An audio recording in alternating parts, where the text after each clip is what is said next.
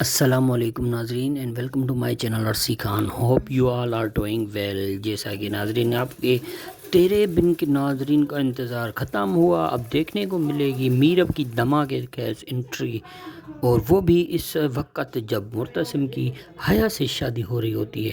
مولوی صاحب بھی حاضر ہوں گے اور میرب اپنی بیٹی میسم کے ساتھ گھر میں داخل ہوں گی. میرب کو اپنے سامنے دیکھ کر مرتسم سوچے گا، میرب اچانک سے میری حویلی میں آ گئی ہے اور میں نے اسے کہاں نہیں ڈھونڈا. اور جب حیا میرب کو دیکھے گی اپنے ہوش و حواس کھو دیتی گی اور اس کا خواب ہی رہ جائے گا.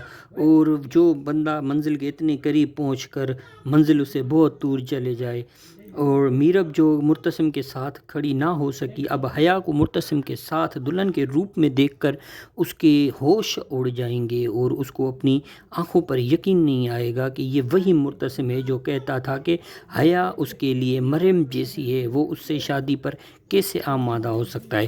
اور حیا اور مرتسم کی شادی میں آنے والے مہمان بھی حیران ہو جائیں گے کہ یہ کیا ہو رہا ہے.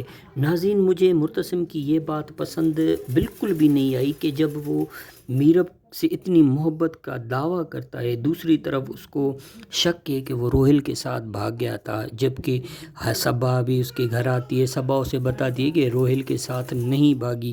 تب تو اس کا شک دور ہو گیا، ختم ہو گیا.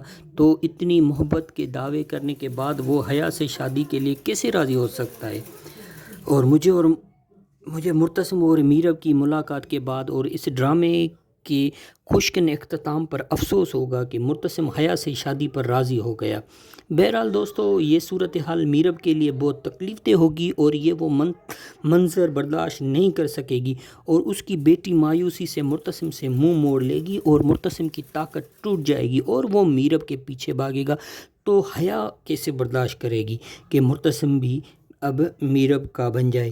حیا مرتسم کو روکنے کی کوشش کرے گی، وہ چیخے گی لیکن چیخے گی بے وجہ. مرتسم جیسے میرب کے پیچھے جائے گا تو حیا کا زور جو ہوگا ماں بیگم پر ہوگا. وہ چیخے گی اور مرتسم کو روکنے کی کوشش کرے گی. مرتسم مجھے ایسے کیسے چھوڑ سکتا ہے، ماں بیگم اسے روکو، ماں بیگم اسے روکو. اور ماں بیگم نے ہاتھ پھڑا رہے ہوں گے، وہ مرتسم کو کیسے روک پائے گی. اور دوسری طرف مرتسم میرب کو روکنے کی کوشش کرے گا اور مرتسم میسم کے بارے میں پوچھے گا، اور اس کے جو ہے میرب اسے بتائے گی کہ یہ میسم ہے، تمہاری اور میری بیٹی ہے.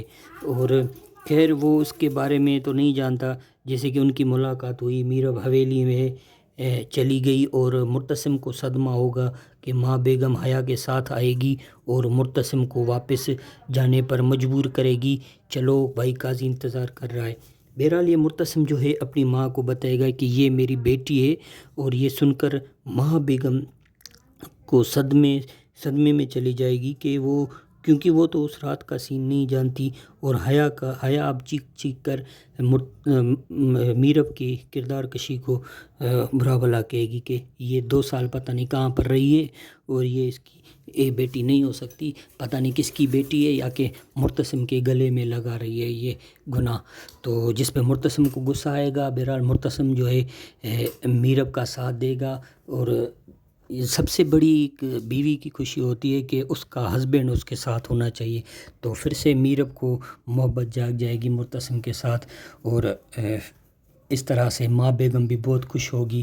ماں بیگم جس کو انتظار تھا کہ ہمارے گھر میں کوئی مہمان آئے، بچہ آئے، مرتسم کی اولاد آئے، تو مرتسم کی اولاد کو دیکھ کر ماں بیگم بہت خوش ہوتی ہے، اسے اپنے گلے لگائے گی اور آخر اسے اپنا لے گی. اس طرح حیا کا جو ہے گھمنڈ، حیا کی جو جھوٹی پن ہے وہ ٹوٹ جائے گا.